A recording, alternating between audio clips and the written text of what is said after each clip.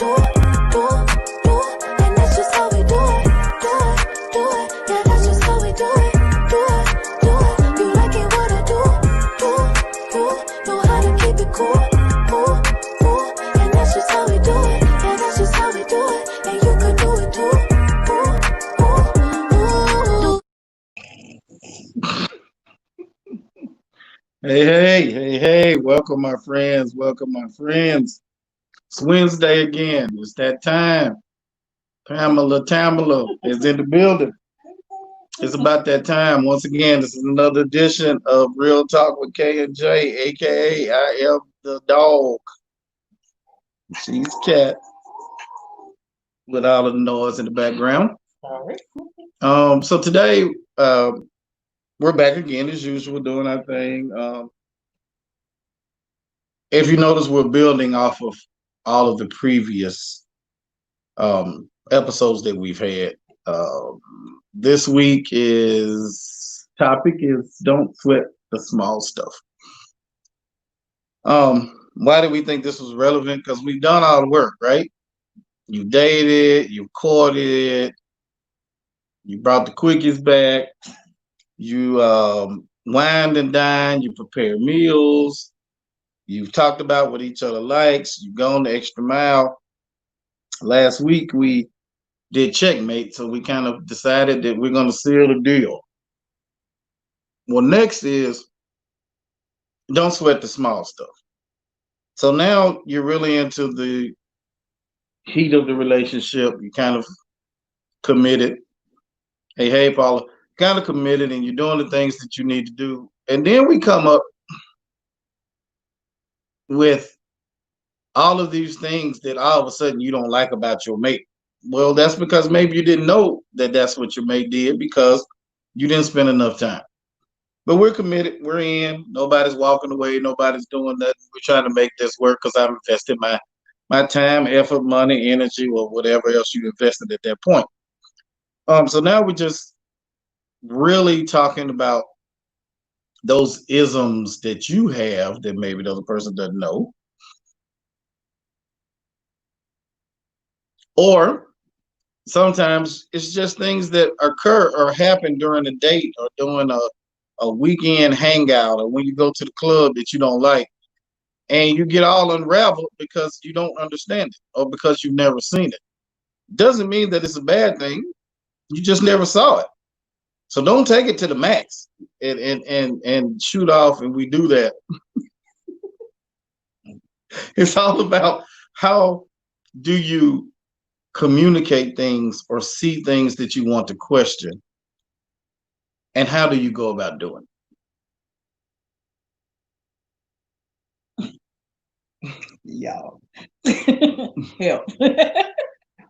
No, it is basically like you said, we, in the situation, once you're in the situation and you're committed, things happen, we change, we feel a certain way, and sometimes small things can definitely get blown out of proportion. They can be taken the wrong way. We all know that, especially in the world of text messaging and all that kind of stuff, a text can be read 87 different ways by 87 different people, the exact same words. So it's like those kind of things. It's like your mate did whatever. They didn't mean it in any way to offend you, any way to hurt your feelings, any kind. They were just doing whatever it is that they that they do, or whatever that incident was, not meaning anything by it. And like you said, and now we're in the middle of a full-blown argument. We're in the middle of this whole just big ordeal over something small. And sometimes it's like in those moments the other person doesn't take that moment to say, okay, well, maybe they didn't, or, let me ask them, or, it's like, it's always, communication is always the key to whatever the situation is. But sometimes we're in our feelings, maybe at that moment I was in my feelings and I really didn't want to hear nothing extra or see nothing extra or whatever. And it was just the smallest of whatever, okay, the plate was on the wrong side of the fork or whatever the situation was.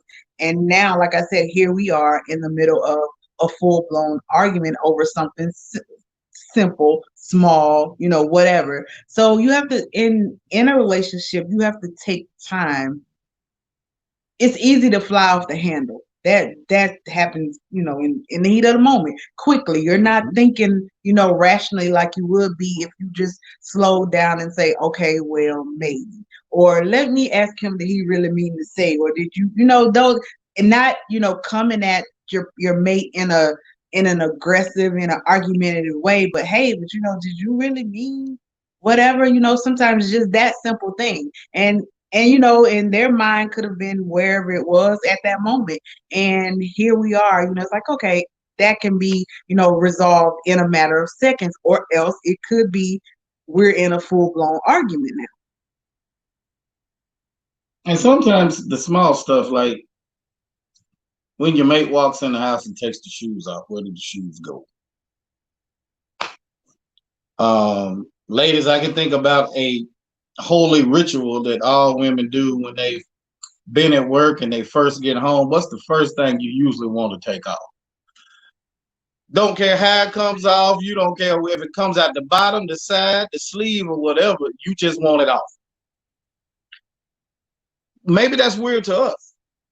Maybe we don't understand that.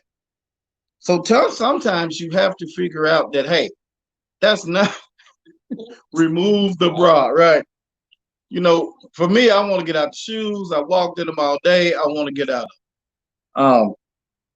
And then for ladies, it's usually, letting the girls loose, letting them down a little bit, letting the top down. That's first and foremost. So when you do that, maybe that might be weird to your mate, or it could, is it right? Or it could be something as simple as, I didn't know that when we get finished eating, I gotta go scrape the plate, rinse the plate, and put it in the dishwasher all in the same motion. Now, some of you may be kitchen people, and that is what it is. But if you have never walked through that process, or he's never had the opportunity to cook with you, how would he know that the first time you invite him over, you cook him with? And then you all out of proportion, or you're out of shape, been out of shape, or you're saying to yourself, "Ooh, he a heathen. He ain't got no home training." That's not home training. That's your training, because you're doing things the way you wanted them done. Remember, I told you a key point. When you're independent unto yourself, the only thing you can do is become dependent on yourself.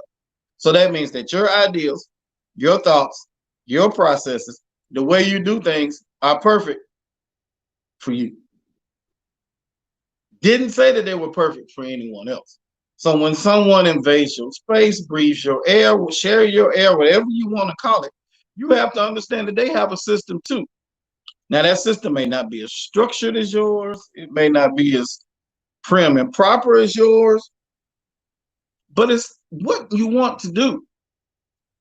Have the understanding and the ability to have those conversations to where, you can say, hey, this is kind of how I do things, and I like my kitchen a certain way.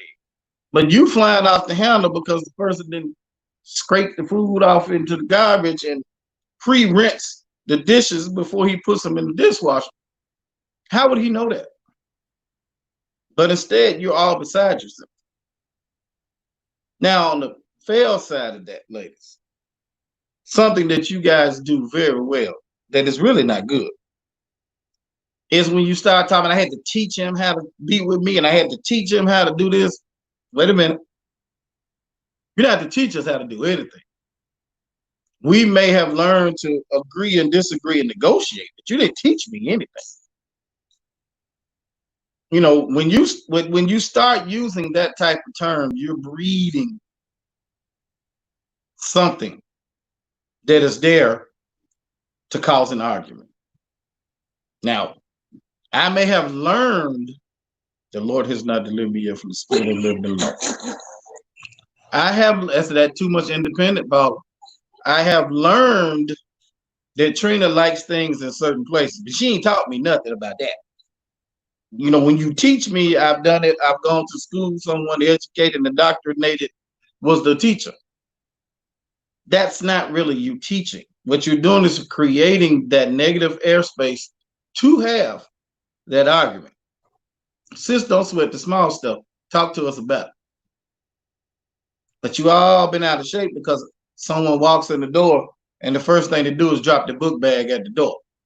Okay, that's been going on for generations. You did it. Your children's children did it. Your child did it. They're going to continue to do it because they want to get rid of the book bag. The book bag for the children is just like the bra for the women. We want to get rid of it.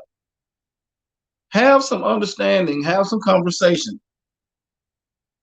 Do something beside kind of going off and being all flabbergasted because that individual did not complete or execute the process that you used to do all along when the process was built for your liking.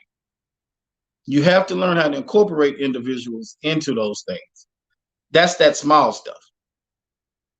That's that small stuff. It's not that big for you to blow out, call your girlfriend's girl, he came over and he didn't even know how to clean the dishes to put them in the sink or to put them in the dishwasher. Well, the dishwasher says you don't have to pre-rinse, by the way. The dishwasher says you put them in there. So if I scrape the excess food off and I put them in there, said directions say that you should receive some clean dishes back. Didn't say that you had to pre-rinse. So as you start to have this more and more of your me time and your couple time, kind of be aware of those things. You know, if you always watch The Housewives of Atlanta at Wednesday, 8 o'clock, I don't even know when that mess comes on. But if that's what you do, if he doesn't know it, yes, when the football game comes on or the basketball game comes on, he may want to watch that. Then, you know, at the end, you may want to watch what you want to watch. He may want to go to the other team until your start goes off so you guys can watch something together. There has to be sacrifices, conversations, and understanding. If you're not doing that and you're sweating things that you did not know about your individual, they are small. Because by now we put in the work and we figured out. We know the favorite foods, we know the favorite colors, we know the clothing, we know the do's and don'ts, we know the cans and cannots, we know the capabilities and the abilities. We've assessed all of that. But what we haven't done is had that conversation. Well, you know, when you come in my house and you get finished eating, although I cook now, but when you get finished eating, you got to scrape the plate. Then you got to pre-rinse the plate. Then you got to put the plate, all the plates got to be facing left. How do we know all that? We have to have some understanding that even though you put in work, there are new ideas and new understandings and new things on the horizon that you have to go through the relationship. Whoa. Just saying. Whoa. Just saying. You just saying? I'm just saying. Okay. I said what I said. She said, how about I don't come to your house? How about that's quite all right?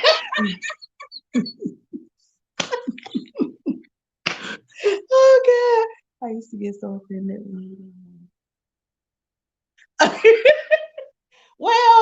Well, that comes with growth. It does. It's like, okay, I like with us. Before him, sports, girl, I could care less about anybody's sports. I don't want to see no football. Don't know about it. Don't want to see no don't know about none of that. Don't really care. But in time, you figure out that, okay, if I spend these little, and I don't have to watch the whole game. Just let me sit down and watch 10, 15 minutes. Okay, you know, I'm interested in what he's interested in. So, you know, there, like I keep saying, there, when you do things that aren't what you would normally do, there's always a reward to that. It's always a reward on the other side of that. You know, if he get me interested in some stuff that he's interested in, there's a reward for that. You know, he got me. Absolutely. It's like it doesn't mean anything to me, but obviously it means something to him. So I want to figure out what does it mean to him. So I can sit next to him on the sofa and figure out why he's yelling at the TV and you know, all that kind of stuff. But you know, it's that it creates a bond. Being interested in things that your mate is interested in, it creates an extra bond. Because I can go to a football game with him. Maybe he wants to go with me instead of going with his boys. You know, if he wants to go with his boys, that's fine because I really don't care. But in that moment that he does want to go, you know, want me to go with him, I'm okay with that because I'm interested in whatever it is that he's interested in. So we become more bonded. Like I said, that's like getting in the kitchen cooking together. Not necessarily that I want him to prepare the meal, but if he's in there and he can chop a bell pepper while I'm doing this, or he can drop the pasta in the water while I'm doing that, or whatever. It creates an extra bond when you do those kind of things. There's less room for tension. There's less room for the small stuff because in that we're having a conversation when we're in the kitchen. Maybe something came up that, in our normal sit down conversation, we didn't talk about. But like I said, while he's over there chopping the bell pepper or while, he's dropping the pasta or whatever he's doing, that's time that we get to spend together. And the more time you spend together, you should be having those conversations to eliminate those things that cause arguments, to figure out, what the triggers are, to figure out, that time. In those times, you spend that time doing those things. So we get to talk about, like, okay, you kind of got a little, irritated at whatever I said or whatever I did. We're standing in the kitchen talking. So it's like, okay, so we get to do that. And that, like I said, a relationship is never all about you. It's about both of you. So you have to create that time, that time together to figure out what works for the both of you. So in that, like I said, in that spending time, in that doing the things that I really don't care about, but because he cares about them, I want to know about them. Not that I care, but I want to know. I want to know. And like I said, in those moments that he was like, oh, my wife can hang out with me at the whatever, whatever, or I want to take my wife to whatever, whatever. It's like I don't really care about that. But then, then on the other side, we always get that. Okay, what if somebody's there that's interested in what he's interested in? We get all the craziness can happen in your mind, all that kind of stuff. So it's the little things that can create big things, or it's the little things that cannot, allow the big things to happen. Small stuff. We stuff. talked about that last week. Does the toilet go on top? Does the toilet paper come under the bottom, or does the toilet paper go up top? Jamaica says, what's the best way to talk about raising children without offending your faith? It's just conversation. What do you believe in? What are your values? What are your strengths? What are your values in raising children? Traditionally, that conversation is going to always be about discipline, right? The person that says no, the person that says yes. Well, understand that was designed. Children were born to figure out who is going to do and not do. It is up to you two to kind of come in and have those conversations afterwards to not have that issue. I grew up talking and knew that if I wanted money or something like that, it was always dad. But if I wanted new clothes, I go to mom, because dad wasn't buying clothes. That wasn't what he did. If I wanted tennis shoes, I went to mom, because dad never bought a pair of tennis shoes. But if I wanted some Stacey Adams, some Hart Chapman and Marks, anything of that nature, go to dad, I could get that immediately. So you learn who does what and who likes what. But that also creates a divisiveness when it comes to raising your children. So you two have to come back and say, all right, did you see that? You see little Paul that came and asked me this, and now I noticed that Paul only asked me for money. So you start to have those conversations. When you talk about the best way to talk about raising children, it's exactly what you said. Just talk about it. It's not about I didn't like it when you did, because that's not talking. You started that conversation. It's kind of a judge. It's kind of saying that there was another way to do that. We don't disagree that there's not another way to do it. What we disagree on is how do we get to that point to talk about. Mannerisms. The neck roll and the rolling of the eyes and all of that stuff, and the pissing and the sucking of the teeth, or whatever that is. All of those things play into Jamaica. How are we going to have a conversation if that's the vibe you're giving me? And again, I'm not saying you're doing it, but I'm trying to kind of cover this question in a broad spectrum to say, hey, if that platform is not there, then you introduce that platform based on something made you, Jamaica, want to talk to your mate about how they raise children. Let's go back and revisit that. Hey, I noticed that you did so and so, so and so. Why did you do that? Right? Or tell me what made you do that, because I may have not done it that way. Then those are conversations, right? I got a 16-year-old. We have conversations. There's sometimes I don't even handle the topic. I was like, now look, but we've done this on the front end. When she starts to talk about these couple of topics, I'm gonna push those over to you. When they talk about these type of topics, I can take those because I don't understand everything that a young lady is going through. Can't do it. There's no way possible. And if a man said he can, he lied, because we have not done that. So you really have to put in the work and understand, Jamaica, that when you're having those conversations, it has to be non-judgmental. It has to be from coming from a place where you are being informed or you want to understand the process. And then you guys can move forward. But a lot of that work is done after something has been seen that you kind of want to question. It's how do you ease into that, right? If it's discipline, that is always going to be a tough conversation, because people don't believe in disciplining their children. People believe in natural consequences. You know, people still go over there in the corner and count to 1, 2, 3. Now they still do that 1, 2, 3 thing, and the behavior's gonna change. You know, I was not a 1, 2, 3 child. 1, 2, 3 didn't mean anything. 1, 2, 3 mean I was gonna look at you and say 4, 5, 6. You know, because I that's just who I was. What's going on, Dick? That's just who I was. So as you kind of reach into that, understand that those are things. Jamaica, I'm not sure if I'm answering your questions. Great answer, okay? Because if there's something specific, we can do that. We can talk about that offline. But I think sometimes in experiences, it's all about how you start that conversation. And remember, you're the parent. If you two are not communicating, you should be able to be ahead of the child.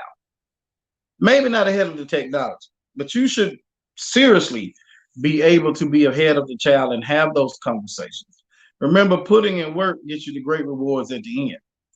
You want in action and not a reaction, right? So when you have covered those bases, you kind of know what to live, what to breathe, and what to expect when they happen.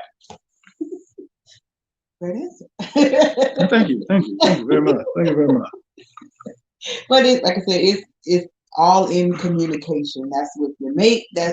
Especially with your mate. This is the person that that you want to make the big decisions. You want to make the right decisions. You want to, like I said, you want to eliminate as much of the negative as possible. We all know that it's going to come. Everybody's not going to agree all the time on everything. So that's just natural. But it's like the little things.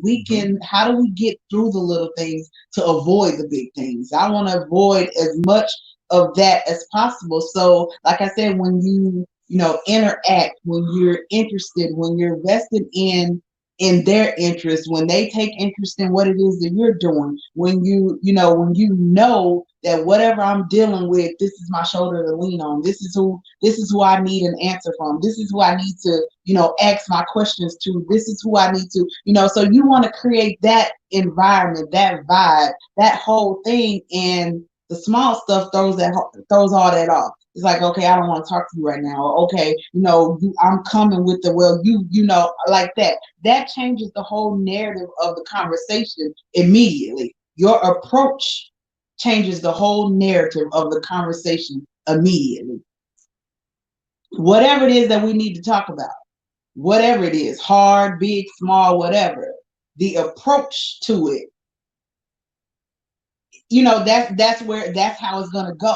If I come at you with, okay, I need an understanding of this. We just need to talk about it. I need to understand where you're coming from. What was your whatever, in the decision that was made or in the action that was done or in the whatever. But if I come to you in a negative way, more than likely it's going to go in a negative way. So I can come to you and talk about something that may be hard or it may be whatever, but if I come to you differently, then the outcome will more than likely be different. Shonda had a great question I saw popped up is how do you talk to your mate when his family is being disrespectful to you? So inside dysfunction, there is a function. So that may be normalized behavior to him because of that's the environment that he came out of. That may be why he can't see that, right? Um, Previous jobs, I worked at a level 4 facility for children who had some very serious issues. And one of the children that we had just continued to yell and would never stop yelling. He wasn't in pain, no toothaches, no anything. It took about 6 months for us to realize that because he was in a facility that was relatively quiet, he thought something was wrong. So he had to keep up the noise because noise and cursing and fussing is what he was used to. So we had to turn around and develop a plan for him to really say every hour we would go to him, hey, remember, being quiet is good. Quiet doesn't hurt you. Quiet doesn't get you cursed out. Quiet doesn't get you put in the closet. Quiet doesn't get you beat. And it took repeated conversations and efforts. And about 2 to 3 months, we had eliminated that yell. So as you're talking to your family, that they have to be, you have to be away from that environment, first of all. You can't address the issue in the issue because then you're kind of putting us at a point where we got to pick sides. That's going to be a hard thing to do with your mama and them looking at you and you looking at me too. So when you get away, you want to approach that as, hey, now this saying goes a long way, but it also can hurt you when you say, I'm feeling some kind of way. That could be positive or negative. So maybe don't start the conversation with that phrase. Say, hey, today, I kind of felt a little put off or bad because something happened. Or maybe there's an example that you can use. Sometimes in the moment, we don't see it. So sometimes when you are having that conversation, there are examples. What happened if one of your homeboys said so-and-so, so-and-so, so-and-so? Oh, okay, well, no, I wouldn't like that. I'm pretty sure that's not the comment that would come out your mouth, but I wouldn't like that. So at that point, that's when you can gauge and ease into the conversation about your feelings. Validation of feelings is one thing, but we also, to validate your feelings, meaning we have to understand. So the conversation needs to be away from the group. Doesn't really need to be confrontational, but you do need to be able to, as we say, stand on your own 10 toes and say, I did not feel comfortable today. And this is why. I have a friend who's in an interracial marriage, and the father-in-law just finds all kind of ways to have jokes about darkness or black or midnight or oil or something. There's always some kind of words that allude to being black or darky or something to that effect. So you have to figure out at that point, A, there's some big decisions you got to make. A, can we work through this? B, do I have to even go over here and see his family? Or C, maybe I can't be a part of this dysfunction. But I do believe to get your mate away and have those conversations one-on-one randomly where you're saying, hey, I just didn't feel comfortable. Trina's family and my family are two different families. So I kind of stick out like the oddball when I go to her family. So I don't know that they were disrespecting me. I just didn't do the things that they like to do. So it took a little while to do that. And you learning when in Rome, you may not do all the things that Romans do, but you can hang around and look like you're doing. You can assimilate. You don't have to participate, but you can kind of get in there. So it was one of the things that I had to learn is that, it wasn't that they were disrespectful of who I was. This is what they do in everyday life. And everyday life for them just kept going. And it didn't change because Jay was there. Then when Jay leaves, I still got to do what I got to do. Right? I still got to pay the bills. I still got to take care of the business. So if we can find a way to make a common bond, Jay can fit in, we'll do that. But I can't throw off my whole life's journey for a 3-day visit, and things don't go the way they do, because that's what's keeping our household. So a lot of times you have to look at that and understand that you have to give and take in these situations. I see what I see. Oh, you said what you said. Yep. Oh, okay, you said what you said. You said what you said. I got it. In that, I said what I said. Okay. In that, you have to, like you said, your mate has to be understanding. You have to be understanding as well. Like you said, you're two different people. I keep saying it in every episode. You're two different people coming from two different places into one place. Like you said, he may function in dysfunction because that's all he's ever known his entire life, and that's his normal. That's his normal. So in that, you guys have to have the conversation to figure out, how to get him to function in out of the dysfunction that works for you and that works for him together. Like I said, people have, you've grown up in the house where, like you said, everybody yelled, curse, whatever. That was their way of communication. That was their way of being heard. That was their way of getting their point across. Nobody listens if you're not yelling, cursing, whatever. But like I said, that was his upbringing. We were brought up two different people, two different lives. Now we're one. So, there are things that you just have to talk about. Like you said, going to his family's house may be uncomfortable, because you're not used to, what he's used to. So, you feel uneasy, and it's like you never want your mate to have to choose. Like you said, I'm looking at him like, okay, so you just gonna let them do, that kind of thing. And he's like, but they're my family, that's my brother, that's my sister, that's my family. But I'm your, whatever it is that you are in his life.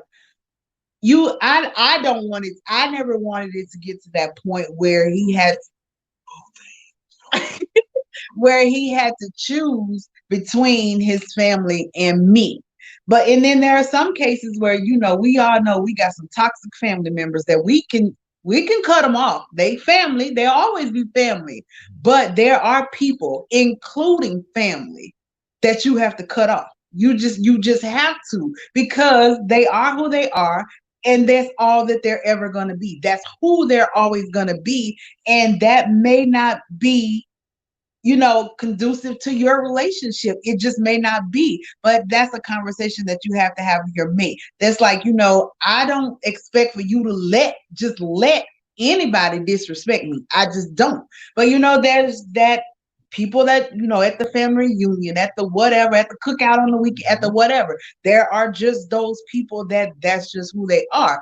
And me, I'm like, okay, you're my protector. I look at you as my protector. So it's like, okay, now what do we do? Do we not go to the cookout? Do we not go to the family reunion? Do we just, that's something that we have to talk about. It's like, okay, babe, I cannot continue to attempt to function in your family's dysfunction. I just can't do it. That's just not me, whatever. But in that, like I said, in a relationship, you have to have a level of understanding that will grow.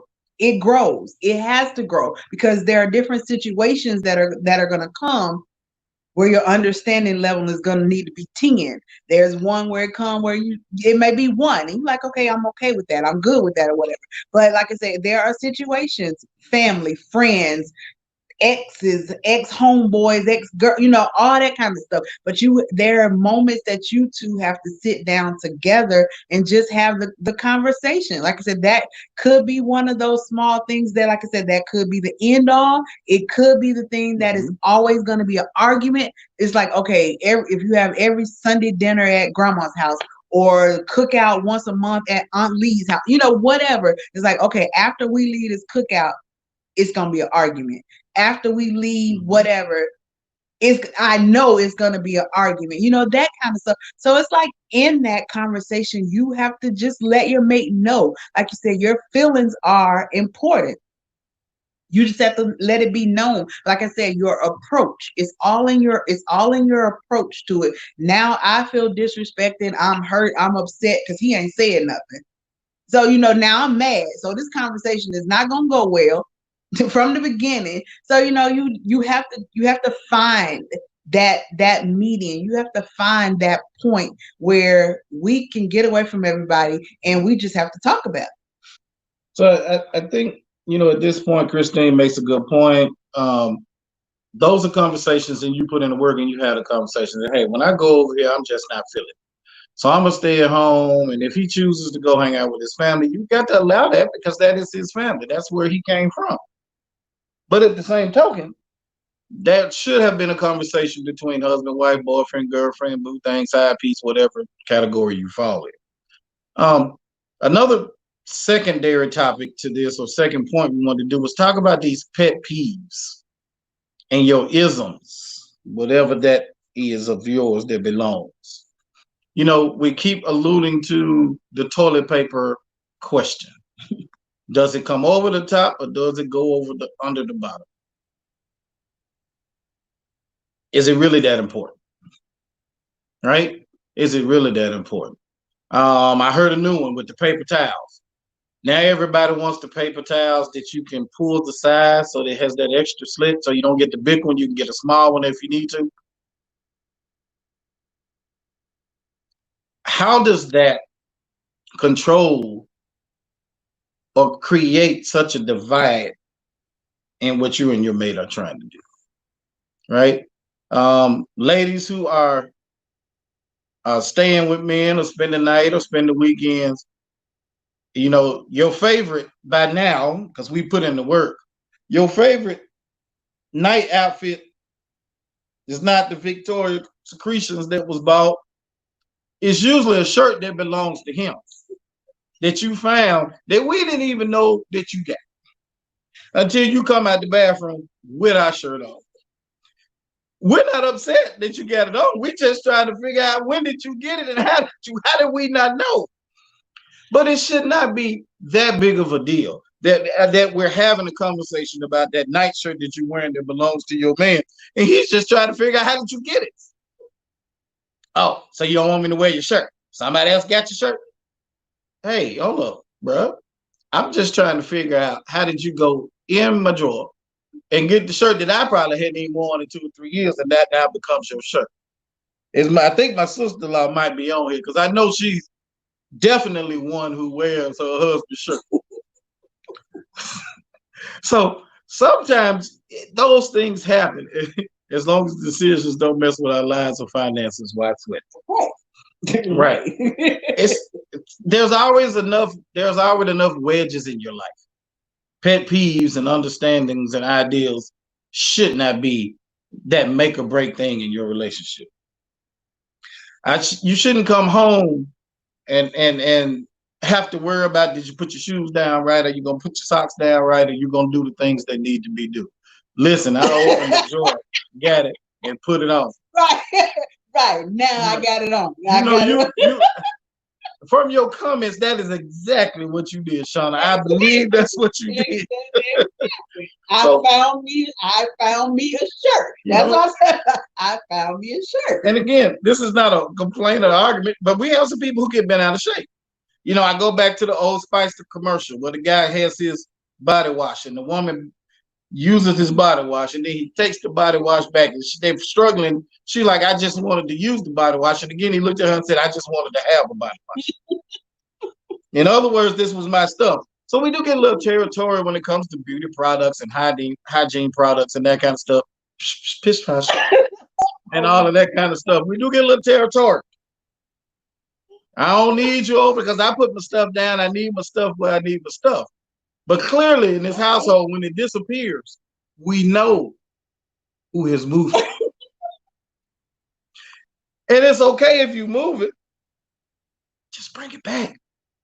I have to go get it.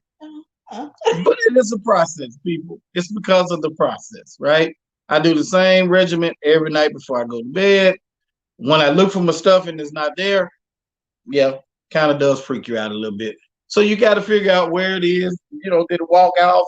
And yeah, 9 times out of 10, there's a two-legged monster that has borrowed it and never brought it back. But these are things that we need to deal with. It can't be that serious, right? Body wash. Let's take it for example. Body wash I buy has to be purple because I think it smells better. It's maybe a little mental health thing because all things purple. Do not get mad. Then don't test my purpleness. But that is who I am. I don't want to use anything else. I could be very technical and say I just love the smell of lavender, whatever that is, and whatever that goes. But when I don't have the purple body wash, my day just doesn't go right. I'm stuck in my ways, but is that something to really, really just explode over because she used the last corner of my purple body wash? Really? Really? Everything purple is, but come on in, Brandon. Come on in. Okay, don't. Oh, my husband don't like his stuff moved, so I move it. I need to put it back. Our son says Mr. Nobody took it. But see, now you have made it and created where that deficiency or that small doubt has now become a part of your everyday life, and that's your fun. That's your laughter for the day. You know, it is what it is. We have to do things, and you have to know your faults. You have to accept them. You have to do better. Right? You can't be right all the time. And every ism is only your ism. I don't know what that is. Right? She did not know that how serious the purpleness was. I got to have purple toothpaste, purple toothbrush, everything. Linda says we have to realize in our relationship we are not perfect and we will never be. It's all about give and take. It's a compromise. Linda, we're gonna back up to like some of our very first episodes. The very first episode was, you ain't perfect. You need some work. In Steve Harvey's terms, he ain't through with you yet. You ain't made it. So, right, if you're not perfect, going into the relationship is perfect. What is that saying? You're not perfect, but you're perfect enough for me? Hey, everybody has faults. We just ask each other, is it a deal breaker? If not, drop it. And now, see, Shonda just wants to help. Shonda like to get the orders up in that house. That's what that is. She just wants to give the orders in that house. No, I'm just playing Shonda. And sometimes you don't need long, drawn out conversations. Right. Just say what you gotta right. say. So yes, there's nothing wrong with that because that happens. That happens. Mm-hmm. You know, our big question is what's for them? And her answer is, What you mean? You know, do I get mad because she gets home for me and we don't know what's for dinner? No, I gotta eat. She gotta eat. We gotta make it work. But there's always processes, always way to refine the things that you do. Refine those things that you do, refine the processes, and try to commit to never arguing about the same thing twice, because that really doesn't make sense. If you got to argue about the same thing 2 or 3 times, no. Sometimes you might have to let it go, because that's not for you. We shouldn't, if we're committed and we're trying to maintain this thing that we call a relationship, as Prince said, dearly beloved, we are gathered here today to talk about this thing called life. If we're going to do that and we're really getting into it, why do I have to do the same thing and have that same conversation repeatedly over and over and over? I got to make a move. I got to take a side. I got to take a stand. And when I take it, I'm usually all in. And sometimes I've took a stand and it hasn't been the right one. We'll do that. We'll do that. So it's what we do, you know. Take what you do. You know, take a bath in some of that purple rain. Since we're on Prince, Miss B, take a little bath in that purple rain. Drink a little raspberry beret or something, you know. Do the things that you need to do to keep going, because that's what we do. We have to refine ourselves. Management phrases, because I manage all the time. Sharpen your saw. You hear it over and over. Sharpen your saw. Didn't say buy a saw. When your saw gets dull, you take a file and you sharpen the teeth. You sharpen the teeth because you want the same saw. You just got to get a better cut. Or you've used it so long till it became a little dull. And that's where that word spice comes in. When you're sharpening your saw, you're kind of spicing up things, you're kind of refreshing things, you're kind of renewing things. If you're not committed to do those things, then you're just kind of going through the motions and not creating that life that the two of you probably said that you wanted to begin with. That's it. That's it. That's all. It's like I said, it's the small stuff. Don't sweat the small stuff. Like I said, the conversations that you may need to have, they just need to be as simple as, okay, is this a deal breaker? Okay, is this gonna cause us to lose whatever? Is this gonna stop me from loving you? Is this gonna, ask a question, get the answer, and be done with it. Be done with it. Just that simple. Or, like you said, it could be one of those things that has the potential to lead to, a disaster. Then that may require, okay, we need to turn off everything. We just need to sit down and talk. You have to figure that out. Like I said, you should be communicating anyway. That's the key to your whole relationship, is communicating. Whatever it's about. If it's about your day, if it's about your feelings, if it's about your intentions, your plans, you should be communicating those things anyway. Anyway. I think as you're in a relationship, the longer you realize you have bigger issues like kids, finances. Absolutely. So small stuff It is a waste of energy. It is. Like I said, in your day, most people... Come through, Shauna. Come through. People's days are already filled from the time they get up until the time they go to bed. You got to get the kids ready. You got to do this. You got to go to work your 8 hours or, whatever, however long. You got to do this. Your day is already this. And we all know time flies. Okay, so now here we are at this moment where we're arguing about something that, okay, so that took time away from the time that we could have been doing this, or the time that we should have been doing this. Or, okay, so we didn't stop and ask the question at that moment. Now here we are tomorrow. You know what I'm saying? So it's that kind of thing. It's like you have to just keep communicating, keep adding that spice, keep rising above. If you keep, pouring into each other, keep refining yourself, keep refining each other, keep refining the things that you two do together, keep refining the things that you do for yourself, keep doing those kind of things. Then it's like, okay, the little things really don't mean anything. It's just something that came up. It's just something that life happens. We can't stop life from happening. We just have to be able to deal with it. We have to find the way to deal with it that works for the both of us. So it's like I said, those things that happen that I need to be able to pick up my phone and call him and say, hey, whatever. Or when he gets home, we need to talk about whatever it is, those kind of moments. So I need to know that whatever happens in life, that I can count on you to deal with it with me. It's like, not that we're,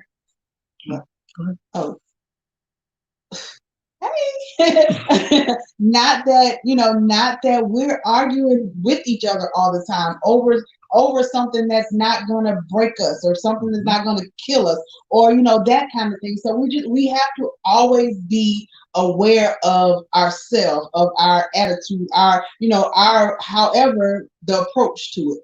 To the small thing, like I said, it always has the potential to just be done at that moment, or to just be blown out of proportion in that same moment. So, we have to figure that out. And like I said, after in the dating process, in the, the committed process, in the marriage, if it leads there. This is a see where I'm going from. Well, Shauna, some things you just kind of accept, and you just go on past that to the next thing. You like, appreciate it, but, and so you just keep moving. We on we on to the next thing after that. But it's those kind of things. Like I said, especially if you have been independent, for so long, you've done everything your way. Everything was perfect because it was done your way. Like I said, now when two people become one, and then he doesn't fold his towels the way that you like him, or you don't, do whatever it is that he doesn't like, or whatever. So, those kind of, you have to work through those things. Or, like I said, they could be a big deal. They could be a deal breaker for some people. Some people's OCD kicks in, some people's whatever you want to call it. They're so used to having everything done exactly the way that they do. But it's not a deal breaker for us, though. So let's take the towel situation. Shauna, I am so happy you said that. But let's just go back to this towel thing. Would you rather have a pile of towels that weren't folded or a stack of towels that weren't folded to your liking? I said I appreciate you for that. Either way, you were going to fold the towels. It was the effort that the young man put into it to get them folded. Whether you refolded them or whether you were going to initially fold them, you were going to exert the same energy. Please don't downplay the effort that was given by the young man, the gentleman caller, or whoever he or she could have been to do that. Sometimes you have to understand and respect it. And I'm gonna fold them and I'm gonna look at it and say, now this is good, forget it. It is what it is. Because at the end of the day, the towels go in the closet where nobody's gonna see them until you take them out. Why do they have to be folded in a 6x6 and 3 trifold? I don't understand. But if that's your thing, I will give it a shot. I'm a half by half by half man. You fold that half in half, and you fold the other half in half, and that last half in half, and that's all you get. And we're gonna pray that all 4 corners lay out the same. That doesn't bother me, but I do understand that is important to individuals, and you have to accept that, and you have to be okay with the fact that, hey, bruh's trying. I done fixed them tiles. I can tell you when I've been messing. I fixed that mailbox. Violation. The mailbox was 2 inches too high. I get it. Guys and ladies, that is important stuff. I get it. But is it a deal breaker? No, it's not. Is it a deal breaker? No. I want you to think about maybe, Shauna, how you reacted the first time those towels, the second time those towels just couldn't get right. Was your reaction the same thing now as it was then? Probably not. Probably now you just open the linen closet and be fussing. I be goddamn, you can't get these damn towels right. I don't know why you can't get these towels. Let me fix these towels. But that's okay. The fact is that we're trying. We're giving effort. And that goes both ways. That goes both ways. That's like the man talking about keeping the woman's car clean. And what do we say you ladies do every time we wash the car? You're going to find the biggest mud hole to go in after we've been out there 2.5 hours in 95-degree weather, 200 humidity, and I swear it takes you about 24 hours before you find a pothole. And then we got to wash it all over again. So you know what I did? Dwayne, if you still on, I said, Jay said, huh? I said, go get her a monthly car wash package and she can wash her car any kind of way she can, and you don't be mad. Sometimes those are things that we just got to do. It's really not that big of a deal. But we like clean cars, by the way. But it's still really not that big of a deal. So as you put in work and as you do the things that you want to do, as you do things that are meant for you to do, understand that you have to incorporate that with your mate. You got to figure it out. You got to give them the opportunity. Now, we'll do this with children all the time. Well, you got to give them the opportunity to fail. If they don't fail, they won't never learn from their mistakes. Some people believe that. I said it on a couple of episodes. I'm not a believer in the participant trophy award. Everybody should not get a participant trophy. If your uniform, hey, Miss Angel, if your uniform is clean and you ain't seen the field all year, You did not participate in the game. You participated in practice. But as years grow by, you start talking about self-esteem. You start talking about those things. I do see where there is a benefit for a small sector of the population to get those participant trophies.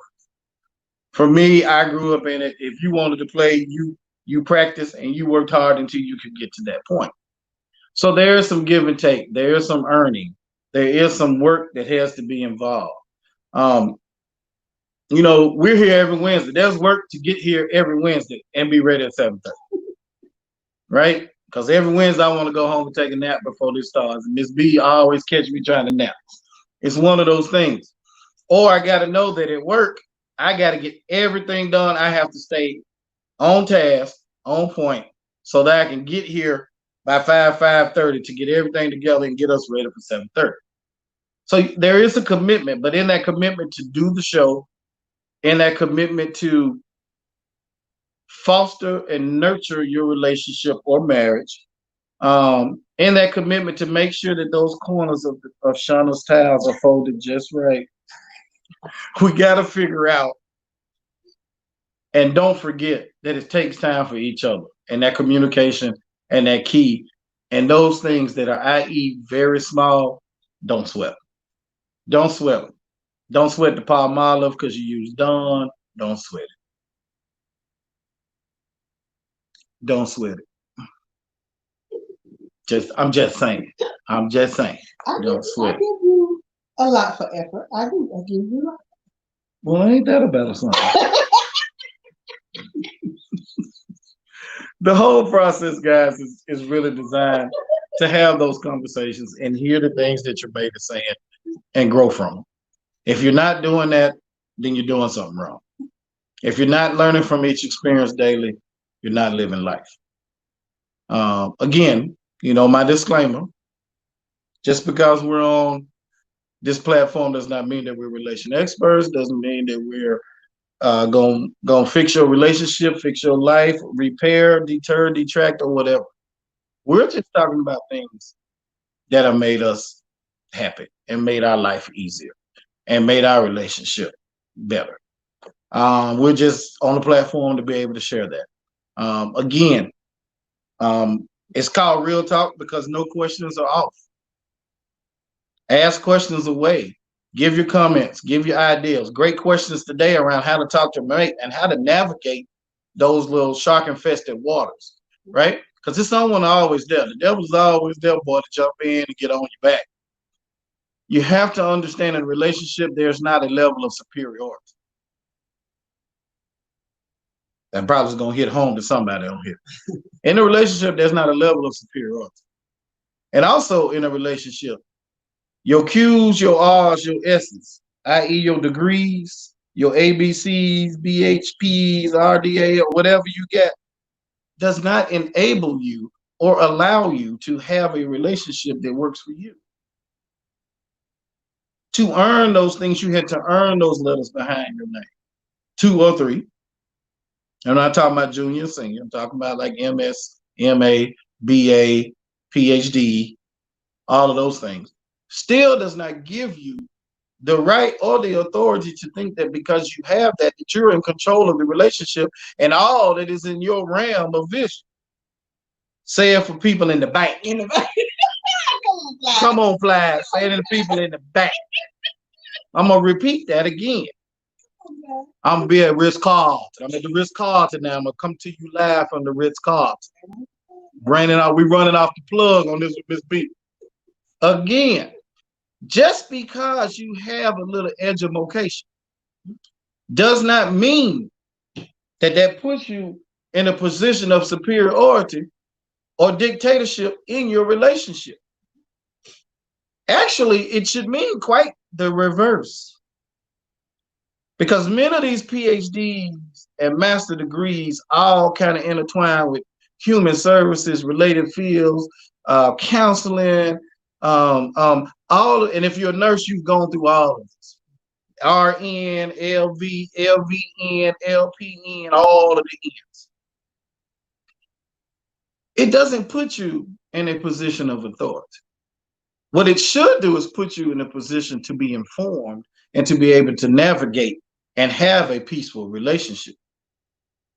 Again, those degrees or letters behind your name does not elevate you to a state of superiority in a relationship or marriage.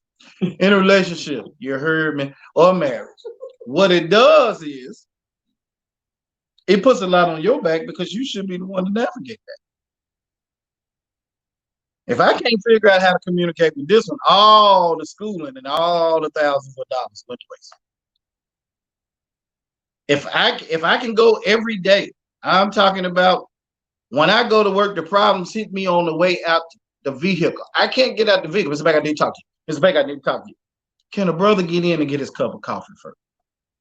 You do know that the office doesn't open at 8:30, right? I'm just here at 7:45. Can the brother get here 45 minutes to get his bearings before you come tell me what I already know you're going to tell me?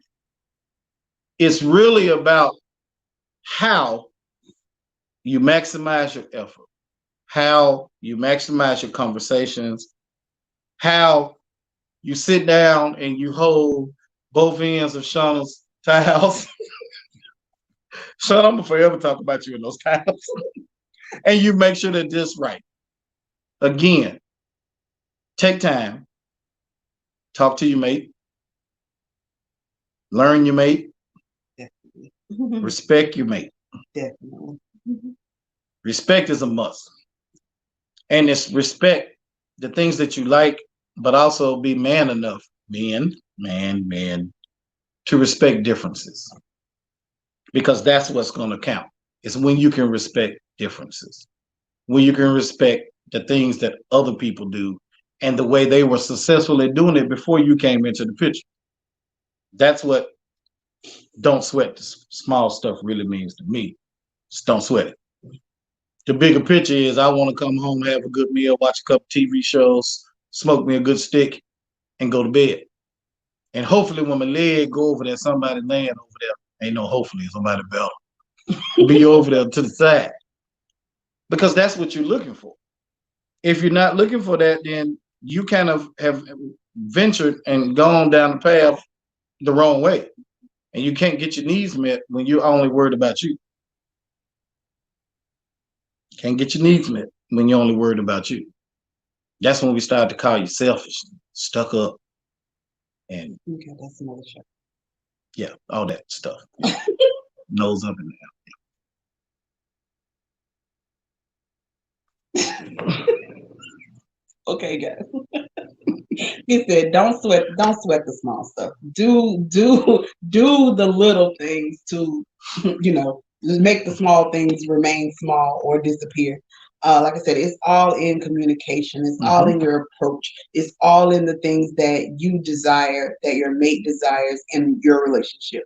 It's not yours alone, but your relationship. So you have to be inclusive. You want to be included, and you definitely have to be inclusive of the other person. Like I said, your decisions not only affect you. That's something I do what I want, I do whatever. Your decisions don't only affect you, they affect other people, including your mate. So once again, like I said, it's all in your approach to the situation. That is, that's the key. And keep communicating on a daily. You have to. You just have to. There's no way that you can get anything solved if you don't talk about it. There's no way that, things can be avoided if you don't talk about it. Like I said, once again, don't sweat the small stuff. This is another episode of Real Talk with K and J. I am Kat. And I am the dog. See you guys next week. Hey, we beat Miss B. She didn't know that we were saying it. At the beginning of 2020, I felt like I heard the Lord say that he is calling for worship leaders who would go throughout the United States and release the song of the Lord over cities. He specifically highlighted, in my case, the Underground Railroad. I felt a particular stirring with regards to the association of my ancestors who came to this country as slaves. He said this to me. He said, call for the worship leaders the dancers, the flaggers, graphic artists, filmmakers, those who write songs, and specifically those who flow with the Spirit of God, those who sing the song of the Lord, to go to places or create projects that help to redefine the culture of the day. So on July 4th, 2020, through July 4th, 2021, I'm encouraging us to be as creative as we can, to really allow Holy Spirit to use us, to sing through us, to dance through us, to do the thing that only He can do in our land. And the first call to action, as an African-American father, I understand the need for reconciliation. I understand the need for a conversation. But I do understand this, that the only way walls come down is that Judah goes first and releases the song of the Lord, that praise and worship goes forth. This is our strategy. This is our technology. And so what I'm asking you to do is to pray with me. I'm calling for all African-American fathers and fathers in general to begin to ask the Lord for a spirit of repentance, that we would repent for abortions in our neighborhoods and in our communities, that we would repent and that God would give us a heart to repent and really be broken in our hearts and our spirits for how we've treated women in general. Things we've said, how we've displayed them in rap videos, how we have displayed them and objectified them, that God would give us a spirit of repentance. The second call would be for fathers and sons, restoration of families, that God would give us a spirit of repentance for how we treated our wives, our mothers, and our daughters and our sisters. Be who you were meant to be.